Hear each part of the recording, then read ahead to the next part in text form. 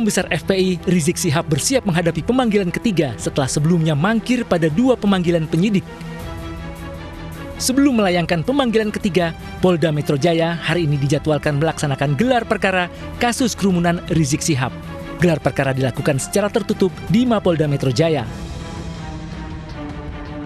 Rizik Syihab mangkir untuk kedua kalinya saat dipanggil penyidik Polda Metro Jaya guna dimintai keterangan terkait kasus kerumunan. Ketidakhadiran Rizik beserta menantunya Hanif Alatas yang juga seharusnya diperiksa sebagai saksi hanya diwakili oleh kuasa hukum. Menurut kuasa hukum Rizik Syihab, Aziz Yanuar, Rizik dalam kondisi sehat namun membutuhkan waktu istirahat karena masih dalam pemulihan. Begitu juga pada panggilan pertama 1 Desember lalu, Rizik Syihab mangkir dengan alasan kelelahan. Alasannya beliau sedang masih pemulihan sembari ada keperluan keluarga yang memang tadi malam sudah dilaksanakan, artinya beliau saat ini masih bersama dengan urusan keluarga demikian. Kapolda Metro Jaya Irjen Polisi Fadil Imran menegaskan akan menjemput paksa Rizik Syihab jika mangkir pada panggilan ketiga. Kami menghimbau kepada saudara MRS agar mematuhi hukum, memenuhi panggilan penyidik dalam rangka pemeriksaan. Apabila saudara MRS tidak memenuhi panggilan, kami tim penyidik akan melakukan langkah-langkah penegakan hukum selanjutnya sesuai dengan ketentuan hukum yang berlaku. Rizik Syihab akan diperiksa penyidik Polda Metro Jaya terkait kasus kerumunan di Bandara Soekarno-Hatta Tangerang saat tiba di tanah air, serta saat acara Maulid Nabi Muhammad di Petamburan, Jakarta Pusat. Kerumunan tersebut diperkarakan karena melanggar protokol kesehatan saat pandemi COVID-19. Tim Liputan iNews melaporkan.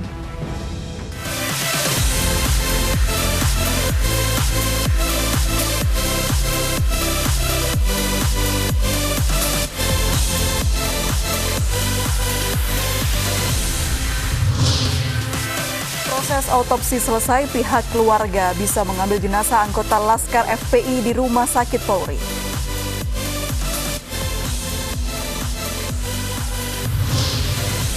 Jelang Pilkada serentak, KPU pastikan pemungutan suara akan terapkan protokol kesehatan.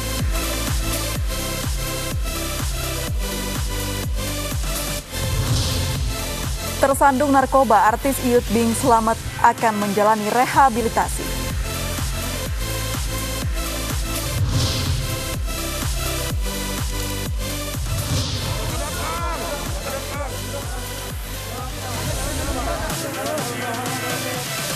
Halo, selamat sore pemirsa, demikian tadi berita pilihan iNews sore yang akan menemani Anda selama 2 jam bersama saya Anissa Dasuki. Dan saya Aprilia Putri. Pemirsa, kita awali iNews sore hari ini dengan informasi 6 jenazah Laskar FPI yang tewas saat bentrok dengan polisi sudah bisa diambil keluarga.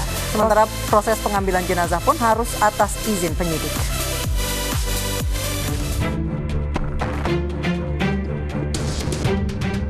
Enam jenazah pengikut Rizik Syihab yang tewas ditembak saat bentrok dengan polisi di tol Jakarta Cikampek masih berada di Rumah Sakit Polri Kramat Jati, Jakarta.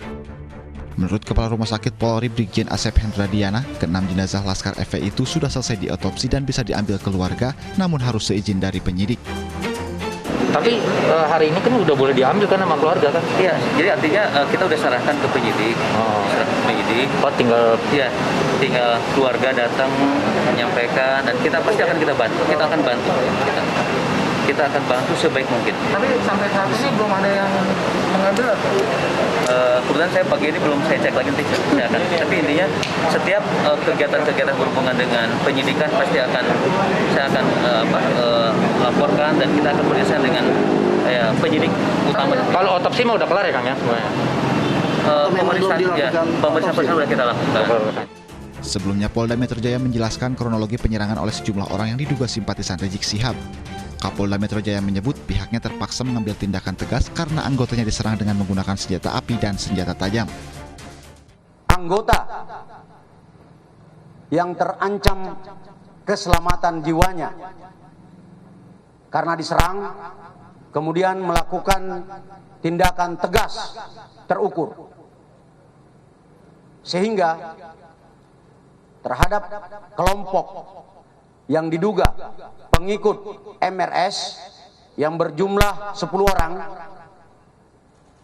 meninggal dunia sebanyak 6 orang. Saya ulangi, terhadap kelompok MRS yang melakukan penyerangan terhadap anggota dilakukan tindakan tegas dan meninggal dunia sebanyak 6 orang. Namun Front Pembela Islam membantah anggotanya yang mengawal Rizik Syihab dibekali senjata api. Yang patut diberitahukan kepada teman-teman pers semua bahwa fitnah besar kalau laskar kita disebut membawa senjata api dan tembak-menembak. Fitnah itu. Laskar kami tidak pernah dibekali dengan senjata api. Kami terbiasa tangan kosong. Kami bukan pengecut. Dari peristiwa penyerangan polisi di tol Jakarta Cikampek, polisi minta sejumlah barang bukti. Selain itu, polisi juga mengklaim memiliki informasi berupa rekaman suara. Rekaman suara menyebut simpatisan FPI mengetahui persis mobil yang mengikuti adalah mobil anggota polisi, namun tetap menyerangnya. Tim Liputan iNews melaporkan.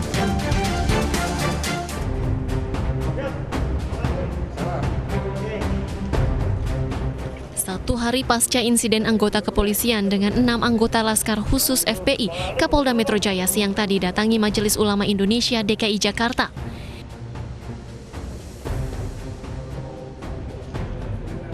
Irjen Pol Fadil Imran menegaskan kunjungannya kali ini sebagai silaturahmi dengan ulama.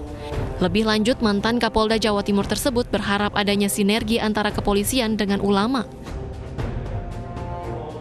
Membangun kerjasama seperti yang disampaikan oleh Pak Kiai tadi, ulama dan umara bersama-sama membangun Jakarta yang aman, yang damai, yang sejuk, serta Jakarta yang sehat. Nanti kita saling bersinergi dalam mewujudkan hal tersebut. Terima kasih rekan-rekan semuanya. Sebelumnya, Kapolda Metro Jaya dan Pangdam Jaya angkat bicara terkait penyerangan yang diduga dilakukan anggota Laskar FPI. Kapolda Metro Jaya menyebut pihaknya terpaksa mengambil tindakan tegas dan terukur karena anggotanya diserang dengan menggunakan senjata api dan senjata tajam. Dari Jakarta, Yudatri Ulang. Dari Jakarta, Yudatri iNews melaporkan. Pemirsa, proses otopsi terhadap 6 jenazah simpatisan Front Pembela Islam telah selesai. Jenazah sudah bisa diambil keluarga namun atas izin penyidik. Sementara aparat gabungan TNI Polri masih berjaga di Rumah Sakit Polri Kramat Jati, Jakarta Timur. Keluarga dan tim kuasa hukum dari 6 simpatisan FPI yang tewas akibat penyerangan terhadap polisi di tol Jakarta Cikampek kilometer 50 sudah diizinkan untuk mengambil jenazah anggota keluarga mereka. Sementara itu penjagaan ketat di Rumah Sakit Polri Kramat Jati tidak hanya di depan pintu masuk saja, namun hingga di depan gedung ruang instalasi forensik guna memastikan keamanan.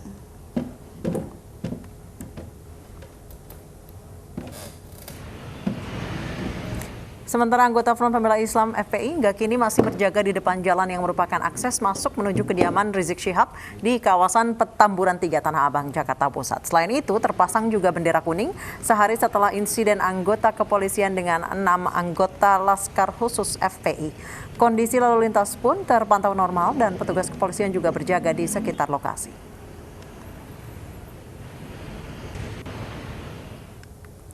Dan untuk mengetahui informasi terbaru terkait 6 Laskar FPI yang tewas saat ini sudah ada rekan kami Bayu Pradana di Markas FPI Petamburan dan Angelika D. Afagam di Polda Metro Jaya.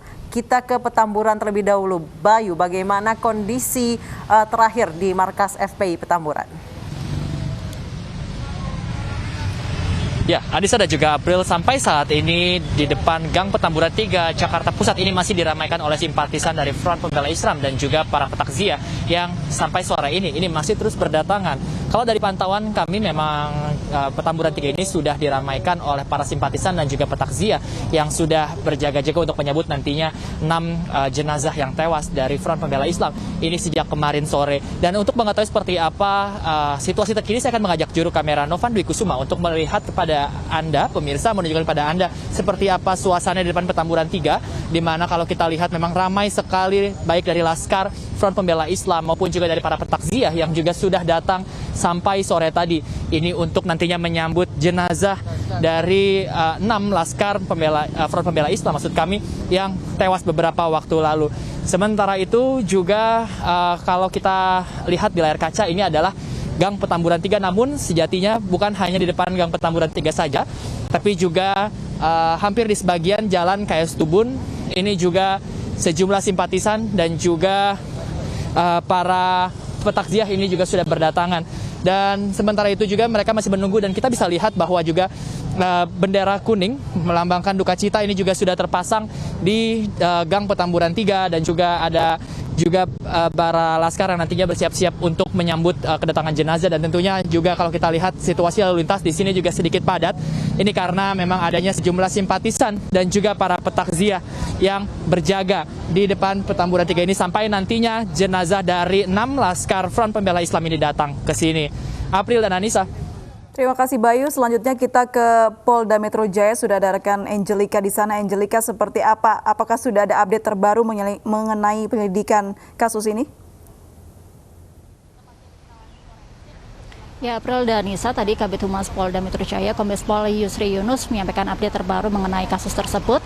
Dan dalam keterangan persnya tadi, Kombes Pol Yusri Yunus menyampaikan bahwa Polda Metro Jaya masih terus melakukan pendalaman atau investigasi terhadap kasus penyerangan Laskar FPI terhadap anggota kepolisian di kilometer 50 Tol Jakarta Cikampek. Pendalaman ini termasuk mengumpulkan CCTV di 3 server di tempat kejadian perkara, sebagaimana tadi yang sudah saya sampaikan lokasinya, dan juga mengumpulkan keterangan saksi dan juga melakukan prarekonstruksi hingga rekonstruksi. Dan sementara itu mengenai 4 laskar FPI lainnya yang diduga juga melakukan aksi tersebut juga kini masih diburu oleh pihak Polda Metro Jaya. Sementara itu mengenai 6 jenazah yang tewas tertembak akibat dugaan penyerangan laskar FPI terhadap anggota kepolisian pada Senin dini hari lalu, 6 jenazah ini rencananya hari ini atau sore nanti akan dipulangkan kepada keluarga. Pihak Polda Metro Jaya atau pihak kepolisian pun juga sudah menyampaikan kepada keluarga dan juga kuasa hukum, dan nantinya akan dilakukan pengawalan ketat ke tempat tujuan 6 jenazah ini akan dipulangkan. Seperti itu update terbaru mengenai kasus ini. Nisa dan April. Angelika Deavaga melaporkan langsung dari Polda Metro Jaya, dan sebelumnya Bayu Pradana melaporkan langsung dari Petamburan, Jakarta. Pemirsa, Komisi Pemberantasan Korupsi terus mengembangkan kasus korupsi dana bansos pandemi COVID-19 yang melibatkan Menteri Sosial Juliari Batubara. KPK menggeledah kantor Kementerian Sosial sepanjang malam kemarin untuk mencari barang bukti. Petugas KPK mendatangi gedung Kementerian Sosial Jalan Salemba Raya, Senen, Jakarta Pusat pada Senin malam kemarin. Penggeledahan dilakukan terkait kasus korupsi bansos penanganan COVID-19 yang melibatkan Menteri Sosial Juliari Batubara. Sejumlah penyidik yang dikawal polisi terlihat mondar-mandir sambil membawa sejumlah dokumen ke lantai 2 gedung Kemensos.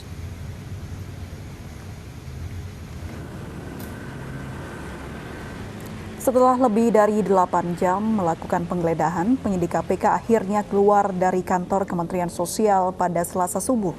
Penyidik membawa kardus dari pintu belakang, kemudian dimasukkan ke mobil Innova hitam.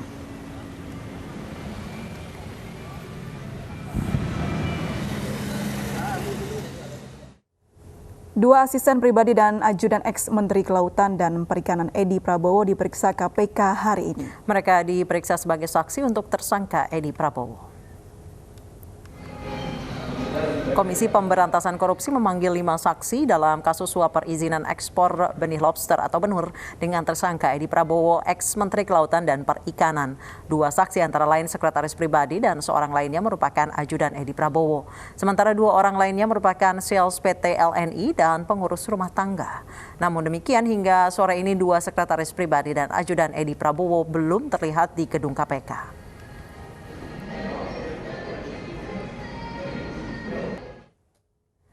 Dan untuk mengetahui perkembangan terkini di gedung KPK, kita bergabung dengan rekan Davi Pratama. Davi, apakah sudah ada informasi kapan Sespri Edi Prabowo memenuhi panggilan dari KPK?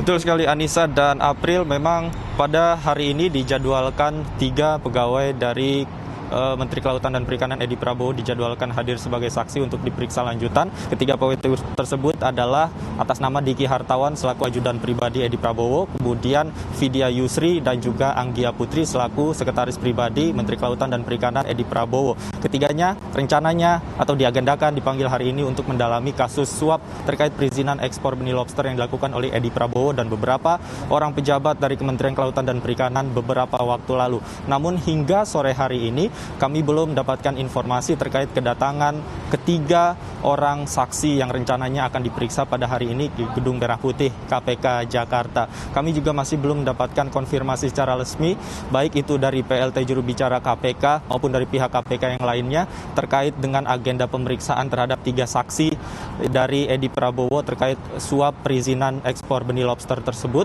sampai hari ini, dan sampai detik ini kami juga masih menunggu kedatangan ketiga saksi tersebut.